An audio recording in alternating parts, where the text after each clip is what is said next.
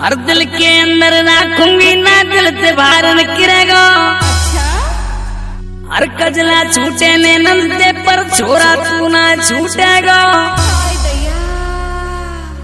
मैं तो नौ रंग राखूं चूड़े में नौ न पैसे रोना। मैं तो नौ रंग राखूं चूड़े पे नौ न पैसे रोना। हर कर लूंगी तो शादी रे छोरा बन जाऊंगी तेरी रानी। लाड लड़ाऊं हरदम तो दे पिला हाथ को पानी। ये छोरा सुबह शाम की छोड़ मिलेगी जब बोलूंगी मिलते। छोरा सुबह शाम की छोड़ मिलेगी जब बोले गो मिलते।